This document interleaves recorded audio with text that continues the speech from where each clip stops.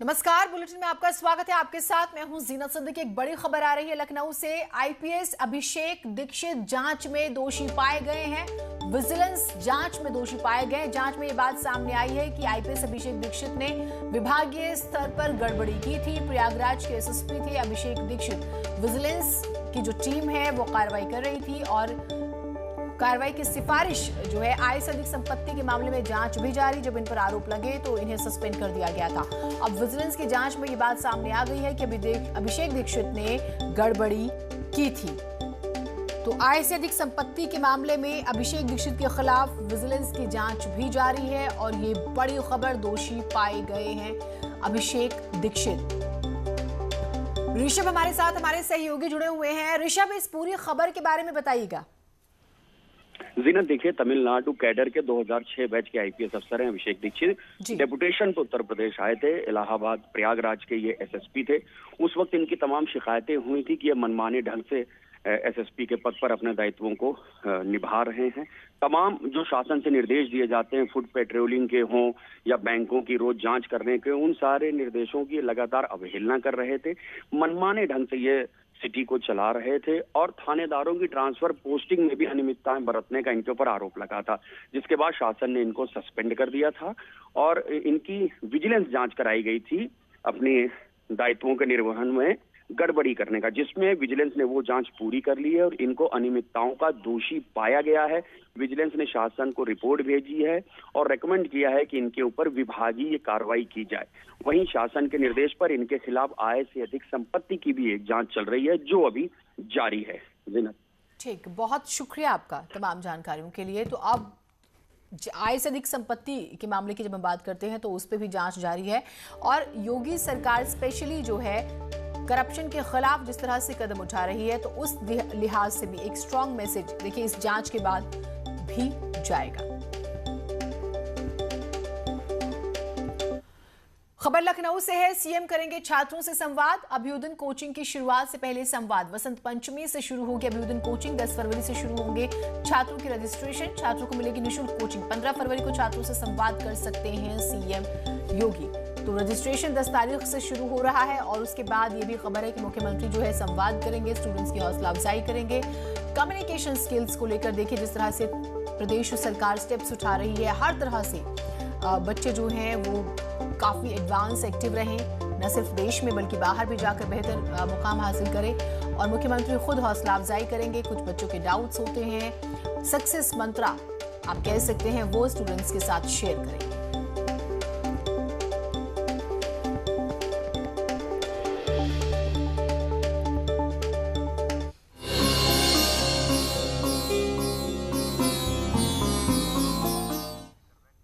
और आज अयोध्या के दौरे पर रहेंगे सीएम योगी। सुबह 10:30 बजे सीएम योगी अयोध्या पहुंचेंगे। 10:45 पर श्री राम जन्मभूमि परिसर पहुंचेंगे और सुरक्षा को लेकर परिसर में बैठक करेंगे।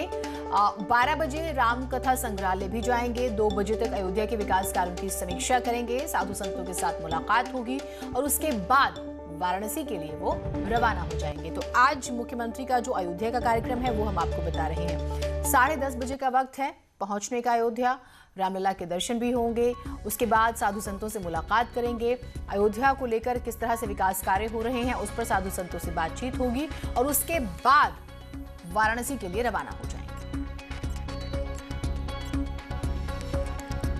जी सुबह 10:30 बजे के लगभग लैंड करेंगे और उसके बाद पहले वो राम जन्मभूमि जाएंगे।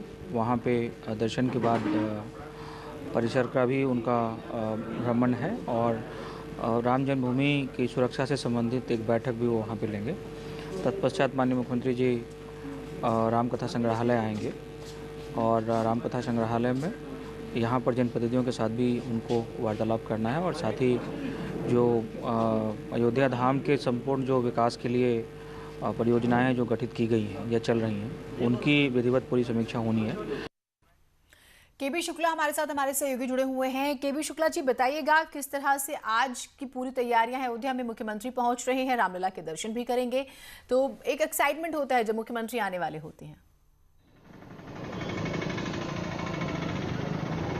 जी बिल्कुल जी, आपको बता दें कि लगभग 4.5 घंटे सीएम योगी अयोध्या में रहने वाले हैं। 10:30 बजे वो एयरपोर्ट पर लैंड करें, उसके बाद सीधे वो जाएंगे राम जन्मभूमि परिसर में रामलला का दर्शन पूजन करेंगे। उसके बाद उसी परिसर में ही सुरक्षा को लेकर बैठक करेंगे, क्योंकि कुछ जो स्वरूप बदला हुआ है, रामलला स्थापित किए गए हैं, उसके बाद जहाँ पर निर्माण हो रहा है वो, तो दोनों की सुरक्षा को लेकर एक मंथन होगा। जो बड़े अधिकारी उच्च अधिकारी हैं वो हम मौजूद होंगे, उसको लेकर सुरक्षा का एक खाका किया जाएगा कि अब सुरक्षा कैसे की जाए, किस तरह सुरक्षा रामलला की हो और किस तरह की सुरक्षा जो निर्माण चल रहा है राम मंदिर का उसकी सुरक्षा। उसके बाद वो सीधे जाएंगे रामकथा संग्रहालय में, जो अयोध्या के विकास के लिए जो ये परियोजनाएं चल रही हैं, जो होने वाली हैं, उसकी प्रगति रिपोर्ट लेंगे। सबसे बड़ी जो ड्रीम प्रोजेक्ट सीएम योगी का है वो है मर्यादा पुरुषोत्तम भगवान श्री राम एयरपोर्ट का जो विस्तारीकरण चल रहा है, जो जमीनें अधिग्रहण की जा रही है उसकी प्रगति रिपोर्ट लेंगे। हालांकि जो दावा है जब कि वो लगभग जितना रनवे बनना है लगभग 2 किलोमीटर का, वो जमीन अधिग्रहण कर लिया गया, लेकिन अभी जमीन अधिग्रहण और करनी है। इसके लिए जो प्रगति रिपोर्ट है वो लेंगे अधिकारियों से। उसके बाद जो और विकास योजनाएं चल रही हैं अयोध्या में उसकी समीक्षा करेंगे। इसके साथ ही जो भाजपा के जनप्रतिनिधि हैं, जो नेता हैं, उनसे उनकी मुलाकात है। उसके बाद फिर साधु संतों से मुलाकात है। जो ट्रस्ट के अध्यक्ष महंत गोपाल दास जो कि अस्वस्थ चल रहे हैं, उनके भी हाल चाल लेंगे। तो कुल मिलाकर 4.5 घंटे सीएम योगी अयोध्या में होंगे। कुल मिलाकर अयोध्या को अगर सुरक्षा की बात करें तो अयोध्या को बिल्कुल सील कर दिया गया है। बिल्कुल चप्पे चप्पे पर पुलिस की नजर है। यहाँ तक कि जो प्रवेश पॉइंट है सब पे फोर्स लगा दी गई है। लगभग 4.5 घंटे जितनी देर सीएम योगी अयोध्या में रहेंगे, कोई भी व्यक्ति अयोध्या में प्रवेश नहीं कर पाए। यहाँ तक कि मीडिया को भी उनसे दूर रखा जाएगा। मीडिया के लिए ये व्यवस्था की गई है कि जो सूचना विभाग है वो मीडिया को पल पल की सूचनाएं देता रहेगा, लेकिन मीडिया को भी जो है वहां तक जाने की परमिशन नहीं है। जीनत, ठीक, बहुत शुक्रिया आपका तमाम जानकारियों के लिए। लेकिन ये बात तय है कि मुख्यमंत्री जब अयोध्या आ रहे हैं तो अयोध्या को विकास की और सौगातें मिल सकती हैं। राम मंदिर के लिए यूं तो हर कोई बढ़ चढ़कर दान कर रहा है। ऐसे ही बरेली के 108 नन्हे मुन्ने राम भक्त हैं जिन्होंने भव्य राम मंदिर के निर्माण के लिए अपनी गुल्लक दान कर दी है। कहते हैं प्रभु भाव के भूखे हैं। किसने कितना दान दिया ये मायने नहीं रखता, बल्कि किस भाव से दिया ये महत्वपूर्ण है।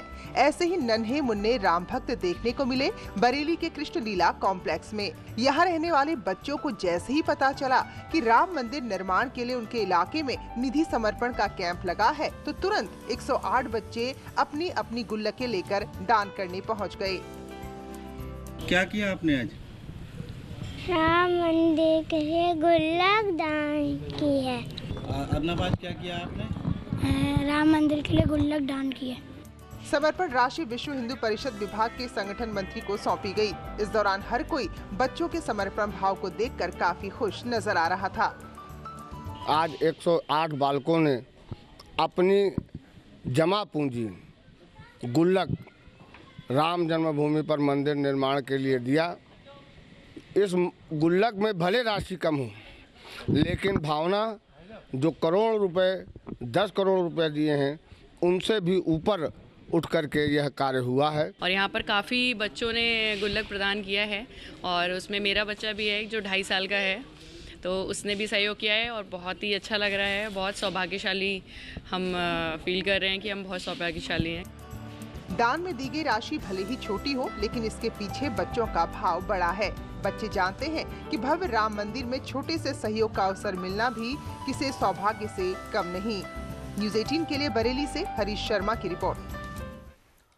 और बड़ी खबर बदायूं से आ रही है। गैंगस्टर की बात करें, 20 करोड़ की संपत्ति जो है जब्त होगी। नजमुल नाम है इस गैंगस्टर का जिसकी संपत्ति सील की जाएगी। प्रशासन आज कार्रवाई करने वाला है और शनिवार को 3 करोड़ की संपत्ति सील हुई थी। नजमुल पर कई गंभीर मामले दर्ज हैं।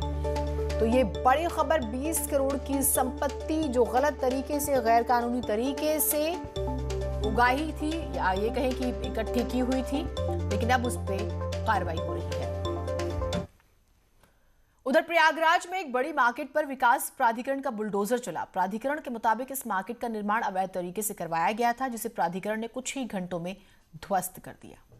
योगी सरकार आने के बाद माफियाओं की मुश्किलें बढ़ गई हैं, क्योंकि सरकार के आदेश पर प्रशासन का बुलडोजर लगातार चल रहा है। प्रयागराज के बड़ी मार्केट पर विकास प्राधिकरण ने अवैध कब्जे को गिराने का काम किया है। प्राधिकरण से नक्शा पास था काफी पहले, उसमें नक्शे के विपरीत इन्होंने आगे सेटबैक में और रोड वाइडनिंग कवर करते हुए दुकानों का निर्माण कर लिया था। दरअसल धूमनगंज इलाके में सत्यप्रकाश चौरसिया ने नक्शे के खिलाफ जाकर अवैध निर्माण किया था। ऐसे में इलाहाबाद हाईकोर्ट के आदेश के तहत प्राधिकरण ने कार्रवाई की और अवैध निर्माण को तोड़कर जमींदोज कर दिया। इलाहाबाद विश्वविद्यालय के हॉलैंड हॉस्टल में फायरिंग हुई। छात्रों के 2 गुटों में वर्चस्व को लेकर ये फायरिंग की बात सामने आई। पुलिस के मुताबिक अनुभव सिंह उर्फ दारोगा नाम के लड़के ने फायरिंग की। मौके से पिस्टल, कारतूस और एक बाइक बरामद हुई है। पुलिस घटना की जांच पड़ताल में जुटी हुई है और जो मुख्य आरोपी है फिलहाल वो पुलिस की गिरफ्त से बाहर है, जिसकी तलाश की जा रही है।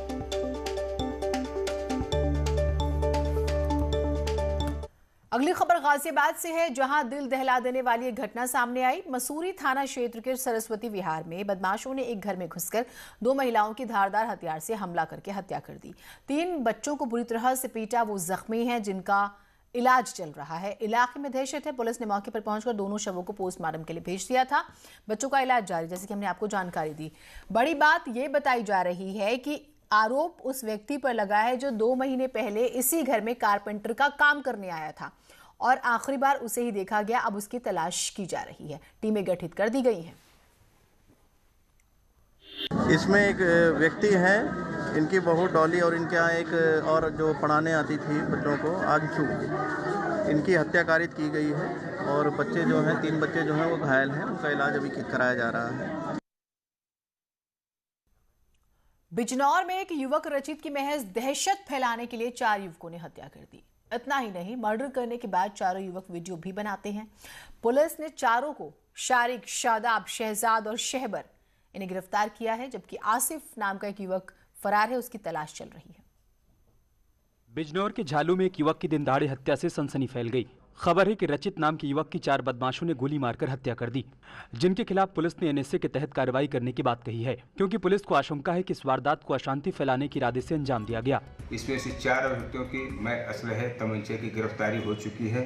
एक अभियुक्त आसिफ आब्दी, इसकी गिरफ्तारी शेष है। पुलिस टीम लगी हुई है, शीघ्र गिरफ्तारी कर ली जाएगी। इन अभियुक्तों के खिलाफ जल्द से जल्द चार्जशीट लग करके रासुका एनएसए की कार्रवाई कराई जाएगी। इस वारदात के बाद पुलिस ने आनन फानन में कार्रवाई की और शारिक, शादाब, शहजाद और शहबर को गिरफ्तार कर जेल भेज दिया। इस कामयाबी के लिए पुलिस टीम को 10,000 रुपए का इनाम दिया गया है। साथ ही इलाके में अशांति फैलने की आशंका के चलते पुलिस प्रशासन को अलर्ट पर रखा गया है। एक छोटे से